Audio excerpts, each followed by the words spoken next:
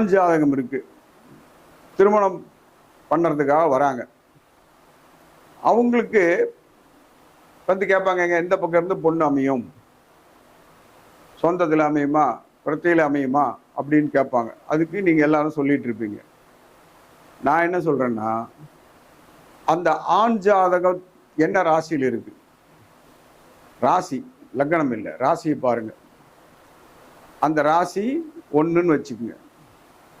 1, 5, 7, 9 இதுதான் அவர் மனைவி வர ராசியா இருக்கும். செக் பண்ணி பாருங்க. அதே உடைப்பட்ட நட்சத்திரங்களா இருந்தால் ஒரு கட்டம் மாறும். ஏன்னா இப்போ மிருகசீடம்னா மிதுனத்திலையும் வரும், ரிஷபத்திலையும் வரும். அப்படிங்கிறப்போ அந்த நட்சத்திரங்கள் வரப்போ இந்த ராசி பார்த்தீங்கன்னா ஒரு ராசி மாறி வரதுக்கு சான்ஸ் இருக்கு.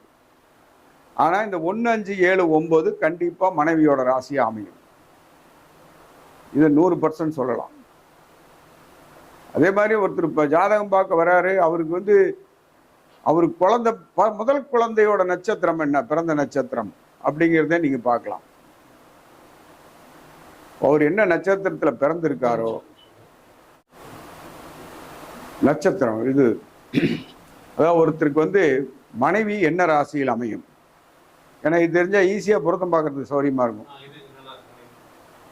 அதனால பாருங்க, ஆண் ராசி என்னவோ அந்த ராசி 1ன்னு வச்சுக்கோங்க. 1, 5, 7, 9 இந்த ராசியில தான் அவரோட மனைவி அமைவாங்க.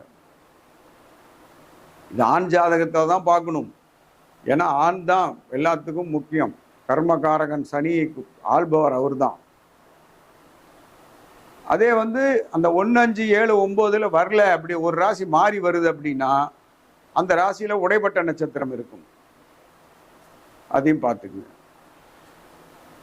அதே மாதிரி ஒருத்தர் வந்து ஜாதகம் பார்க்குறாரு, பார்த்துட்டு என் குழந்தைக்கு ஏதாவது சொல்ல முடியுமா அப்படின்னு கேட்குறாரு. அவர் குழந்தையோட ராசி நட்சத்திரம் ஒன்றும் தெரியாது அவருக்கு. என் குழந்தை எப்படி இருக்கும் கேட்குறாரு அப்படின்னா நீங்கள் கணக்கு போடுங்க.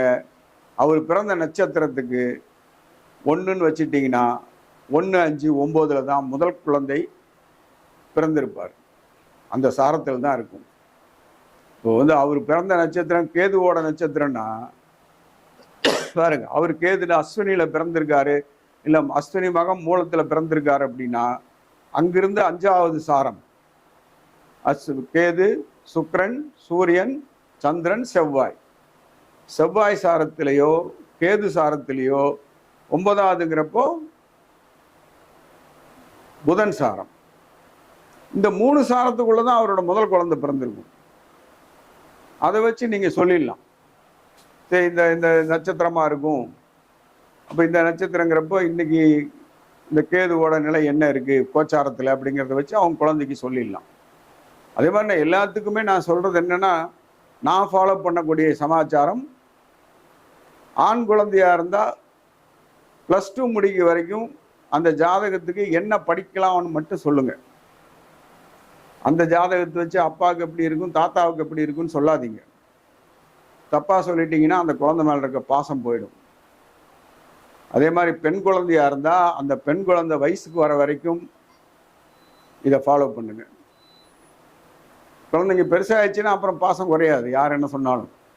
ஆனால் சின்ன வயசுல போயிட்டு நம்ம இந்த ஜாதகப்படி தாத்தாவுக்கு சரியில்லை, பாட்டிக்கு சரியில்லை, அப்பாவுக்கு சரியில்லைன்னு சொன்னோம்னா அந்த குழந்தை மேல இருக்க பாசம் போயிடும். அதையும் கவனிச்சு பலன் சொல்லுங்க. ஏன்னா எல்லாத்துக்குமே நம்ம ரெடியா இருக்கணும், நம்மளால யாரும் பாதிக்கப்படக்கூடாது. சரிங்களா? வேற பார்த்தீங்கன்னா,